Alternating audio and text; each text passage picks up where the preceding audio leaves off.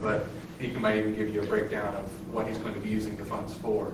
But it is, we are going to be taking a loan from the city and then lending the money to him.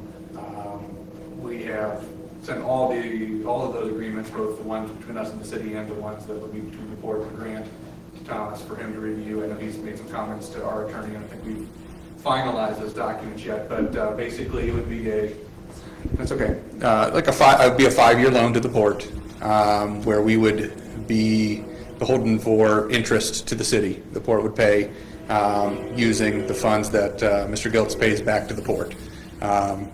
We'd be lending the money to him on a 5-year balloon. So that'd be like a loan that's amortized over 20 years. So he'd be making payments to us regularly. And at the end of that 5-year period, the balance that's left is due to the port, which then we'd be able to use to pay the remaining principal balance back to the city at that point in time. And I think one of the things that we discussed in the finance committee was that, with 2020 being what it was, and setbacks, and then the skyrocketing, I know in every building industry, not only the additional costs, but the unavailability of necessary items. So is that fair to say that that is going to help you stimulate the continuation of the project? Yes, and I'm Grant Giltz with 5 Gallon Company, just to introduce myself to everybody. We started Carter Crossings in October of 2019, and 2020 hit us and everything shut down in March of 2020, and everyone's world changed, obviously. And in the very beginning, it was more of we couldn't really hammer that project as fast as we'd like because we were told to keep distancing, and we were all learning those rules at the time, and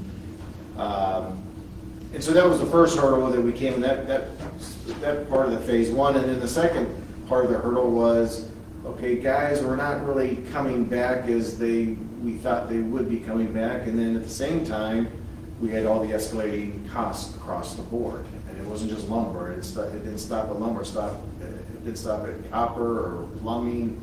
Across the board, our expenses were over 20-some% on average. So, up until about 60 days ago, when the lumber futures market hit its peak of over $1,100 per board foot, it was just pretty incredible. And so we knew the chaos would someday stop. We don't know when it's going to stop. The future prices are coming down, which is great. But what's not affecting it, it's not coming back to Main Street lumber prices and commodity prices. 2x4 by 8 today at Lowe's is still $11-12. When I started my project, they were $4. 4x8 OSB board is still $60. Even though the lumber future prices are down by half as they were 60 days ago, we won't see those effects till maybe 6 months. But then in my business, artificial inflation kicks up, is what we call it. So the contractor that now can get $2.50 more square foot because he's the only guy working, and maybe there's more guys out there working, but he's still holding his price on that extra $2.50 on top of his normal rate that he's paying. So that's what we call the artificial inflation that sticks with the construction industry. We want to actually build 2 of these buildings. So we want to build 36-unit buildings where we're getting more and more confident in what's to come. So we want to just kick that whole Carter Crossings north side and get it done. And so the $300,000 capital investment that we want to borrow is going to make sure that we're there.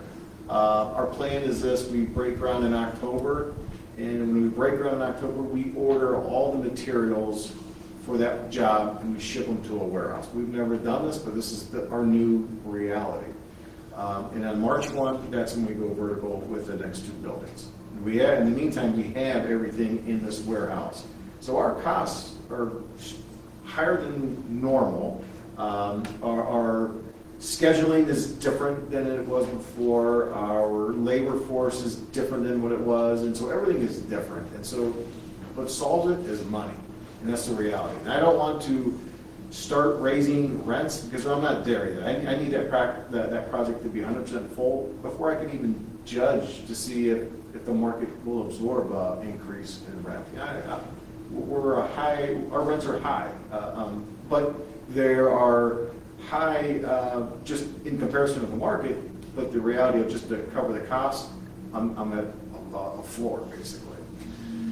So with this loan, it'll help us get started. We want to start in October and get started. I'm willing to put my name on the loan. My project is on the loan, and my son's name's on the street. So I want to make sure this goes off without a hitch, and I'm happy to answer any questions that you may have. There was a comment that the surplus funds, just to review, because I don't believe you were here last month, where are these surplus funds that we're referring to? Where are they coming from, Eric? If you could just refresh my mind. Well, we probably got too prescriptive, in saying where they would come. Mm-hmm. I think what makes sense, the most liquid of our invested funds are in the Star Ohio, Star Plus, there's two names, and I'm not having a good recall in a second, but it would be those relatively liquid funds that are earning in the 1% to 2% range. So I haven't read through this, but it would be those funds that would make most sense. You certainly wouldn't want to take anything in that metered associates portfolio and not keep it in that, but probably use those Star Ohio funds. So would the full amount come from those funds? Or would we That's have what to- I would recommend. I looked over, not for some help, but to see if there was from the auditor or from Eunice, if there's a different, or if there's any sort of problem with using those funds. But that's what I would recommend. Director Palmer had a comment. Well, before we get into the legalities of this, Gail and I had a conversation this morning on that very topic, because I had seen in the documents there was specificity that they were coming from Star Ohio, and I didn't know the council wanted that level of specificity in there to sort of dictate where they're going to come from. So I had removed that from here to give you more flexibility, give everyone more flexibility. But if I could, let me just talk for a second about can I, Gail, or you want to comment on that? No. Just to tell you what you have before you. You actually have 6 legal documents before you. You really need to be concerned primarily with 2 of those. One of those is on the top. It says cooperative agreement by and among Guyana Port Authority and City of Guyana, Ohio, regarding the 5 Guyana Company project. And then if you look through, there is another document called the Port Authority Loan Agreement, which is between the City of Guyana and the Guyana Port Authority. What the ordinance that you have before you tonight would do is to authorize Nikki to sign those 2 agreements. The other agreements, the city is not a party to those. So there's no reason that we would need your authorization to go forward with those. But they're there for your information. As Grant has already shared, one of those is his personal guarantee. That's in here. So you're aware what the security is for the loan which the Port Authority will be making to Five Guyana Company. And, what sort of that is a security for us as well, because the Port Authority will owe that money to us. As been mentioned, it's a 5-year term. There's no interim payments on that. It's a 5-year term. And I've looked through these documents. These documents were prepared by Frost Brown Todd, which is a law firm in Columbus where the Port Authority's attorney works, and I find nothing amiss in them. They seem fine and straightforward to me. I did remove those Star Ohio references, which I talked about a minute ago. But other than that, I find nothing in here which would lead me to advise that you should not do this. It's a question of security and to some extent risk, but that's why you get paid the big bucks. I appreciate that, because that was my next question. I actually wrote it down. What security or protections will the city have if for whatever reason, worst case scenario happens? So appreciate the clarification before I had a chance to ask that. So I don't have any other questions, Doc. Can we have the other council members get copies of this emailed or, before Tuesday's meeting for consideration? It would go out in Friday's council package. Yeah, I think Friday's okay, that's fine, that's fine. Yeah, they'll go out. If you pass the orders on, they'll go out. Great. With the council packet. I just had a question for you. What you have already built, and this may have been discussed when I wasn't here, is your housing full at this point right now? It is. So that's the nice thing, and so we're in that transition from the first building that was built a year ago, and the tenants moving in, we're getting renewals. And most of them are renewing. A lot of people were building houses at the time or in between things. So right now, we're very happy with the occupancy. And one thing I failed to mention in my previous remarks is the reason we're building 2 buildings at one time, and also we want to get started on the 2 housing projects, 2 houses on Winchester, is I got to buy down the lumber prices is what we have to do to get that bulk price. And so we're paying in advance lumber and materials in advance before we get delivery. That usually never happens. Usually have 30 days, 60 days, 45 days, some kind of term. But the world is a little bit different, and so they want, if you want the cheaper price, you got to give us the money now. And so that's what we're doing. So we're buying all the lumber for 2 buildings and 2 houses all at one time. So And you're hoping that buying it in October, it will have kind of trickled down a little bit to where it's a little bit more. at least I'm locking. It's never going to go back to, that's a reality that, that is total wishful thinking, but to moderate someone would be great. And to lock in a price, it's what happened to us on the phase 1, which cost us, I think, $70,000 over just for the COVID reasons we're giving, because we just didn't expect it, didn't account for it, and so now I know what my costs are. So Do you have a waiting list? on the 1-bedroom units, we do, which is nice. They seem to fill up, it seemed like they were filling up pretty quickly, so that's. Yeah. It's funny how whenever you get into a project, everyone has their ideas, at least in our office, which units are going to run out the best, what is the best unit, and one bedroom's by far at least the quickest. And so then we were thinking, well, maybe we build the next building all 1-bedrooms, but then we just said, you know what, maybe it was just a fluke, let's just build the same thing we already know and keep on going. So. And then I have another question for Ted. At the end of the 5 years, would that full amount be returned back to the city then? Yes, per the agreement that those funds are returned with interest to the city. Okay. That's what I was, so there's no, so the city will lose the interest even though it's nominal in that 5-year period, or will you pay Is that something- interest payments as? Was that not in there, Thomas? Because that's like a lot of legal language in there, and I start to fall asleep after about 2 pages. So I had intended for there to be payments to the city during the term.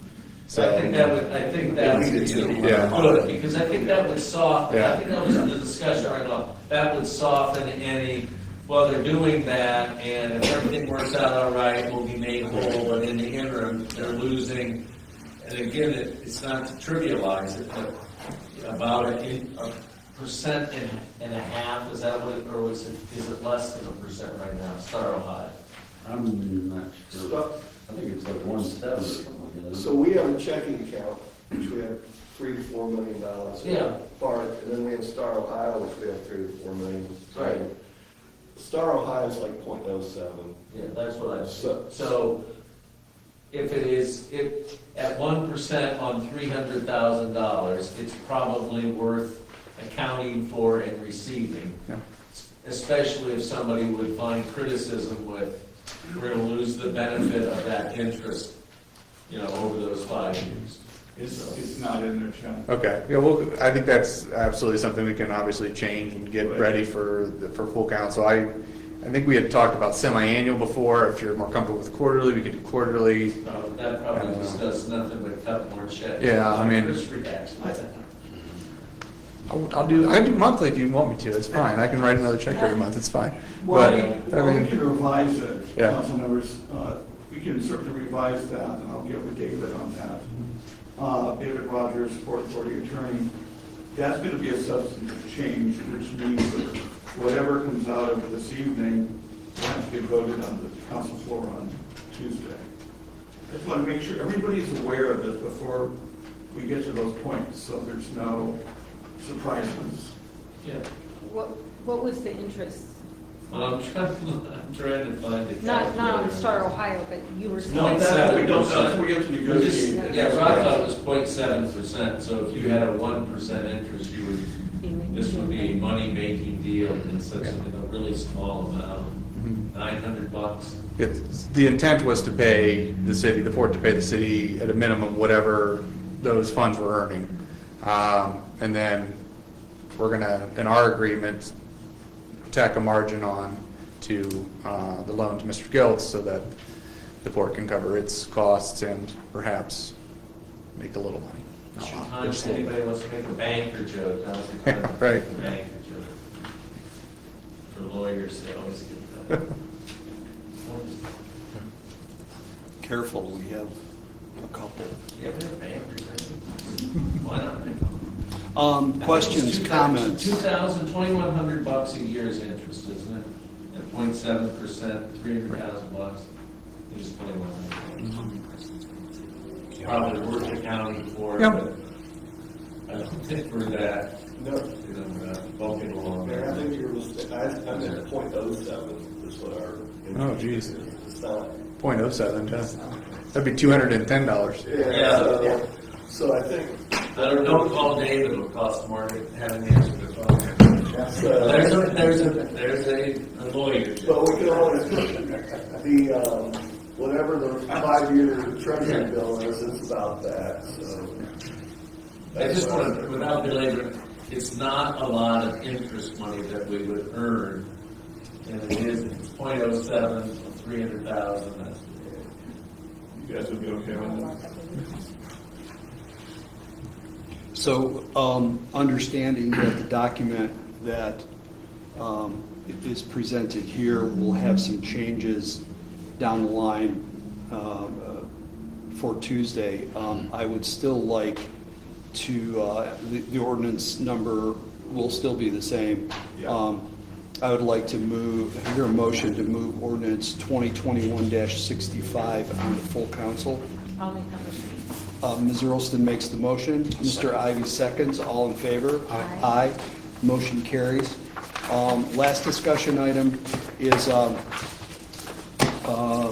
elected official salaries. We had an open discussion in full council a while back.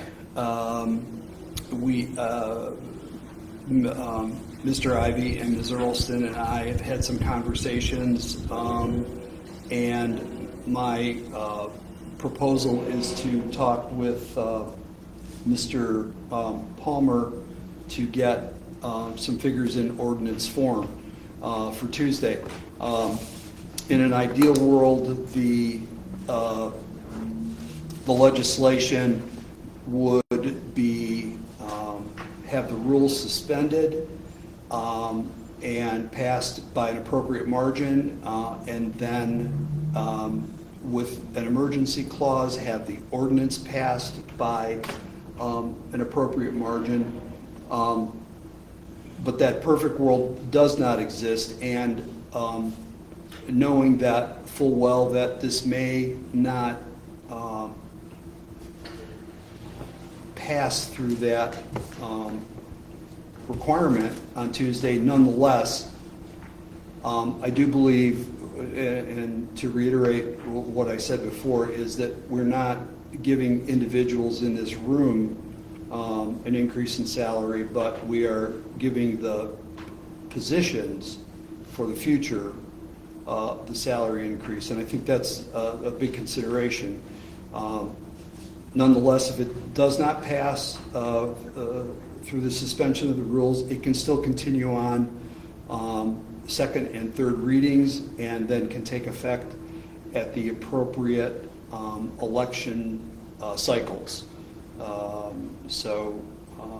Any questions on that? Any comments? I'll look forward to other input from you guys, and we'll get with, I will get with Mr. Palmer and get something ready for Tuesday, and we'll see how it goes. Any other business? Port? Yeah, Joe. Yes, sir. I just want to announce that we're moving the investment committee meeting Okay. to August the 11th. We'll be at 3 p.m., right? If we get enough feedback, I haven't heard back from everybody yet on that, but yeah, we are proposing to move it from next week Okay, for a number of different reasons. all right, Mainly because of the crunch in the office there. with Sure. With April's retirement. And right. payroll, debt renewal, and all that, so we're kind of jammed. So. And the 4th of August rolls us into another pay period, so that's why we Right. picked the 11th to get out of that cycle. So. I will not be in attendance, but I'm not a voting member, so that is not a consideration for not having it on the 11th. Any other business? If not, I am going to set the next meeting for the Finance Committee at August 18th, 2021 at 7 p.m. I will not be in attendance on that meeting, and so if you guys have conflicts and cannot, then let me know and we'll change the date. Otherwise, it'll be Ms. Earlston and Mr. Ivy in attendance. May I have a motion for adjournment? I'll make a motion. Ms. Earlston makes the motion. Mr. Ivy seconds. All in favor? Aye. Meeting adjourned at 7:34. It is. I like it. All right. Thank you.